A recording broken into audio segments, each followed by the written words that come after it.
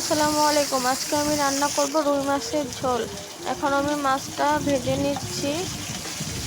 মাছটা ভাজা হয়ে গেছে, একটু উল্টে উল্টে দিচ্ছি।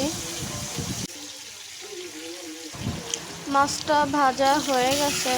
এখন আমি কড়াই নিয়ে নিয়েছি, কড়াইতে পেঁয়াজ দিয়ে দিয়েছি। এখন পেঁয়াজটা ভালো করে হালকা বাদামি করে ভেজে নেব। পেঁয়াজটা বাদামি করে ভাজা হয়ে গেছে। এখন আমি মশলা দিয়ে দিচ্ছি রসুন বাটা। একটু নেড়েচেড়ে মিশিয়ে নিচ্ছি। এখন দিয়ে দিব হলুদ গুঁড়া, তারপরে মরিচের গুঁড়া,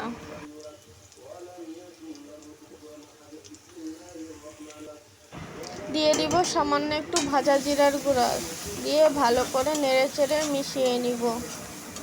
দিয়ে দিব সামান্য একটু লবণ, একটু ধনিয়া গুঁড়া। নেড়েচেড়ে আবারও ভালো করে মিশিয়ে নিব।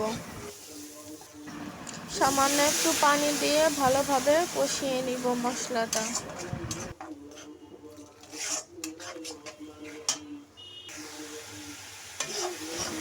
মশলাটা কষানো হয়ে গিয়েছে। এখন আমি আগে থেকে ধুয়ে রাখা আলুগুলো দিয়ে দিব।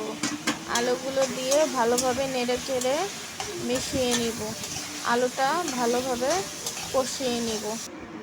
আলুটা কষানো হয়ে গেছে। এখন দিয়ে দিব ঝোলের পানি।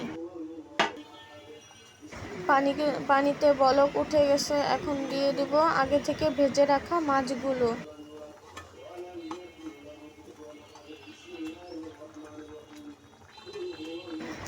মাছ দিয়ে কড়াইটা ঢেকে দিব।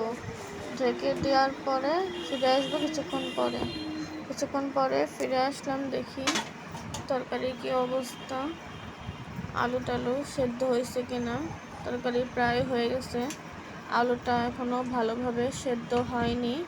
আরও কিছুক্ষণ আমি জাল করে নেব। রুই মাছের ঝোল তৈরি হয়ে গেছে। ভিডিওটা ভালো লাগলে লাইক, শেয়ার এবং সাবস্ক্রাইব করবেন।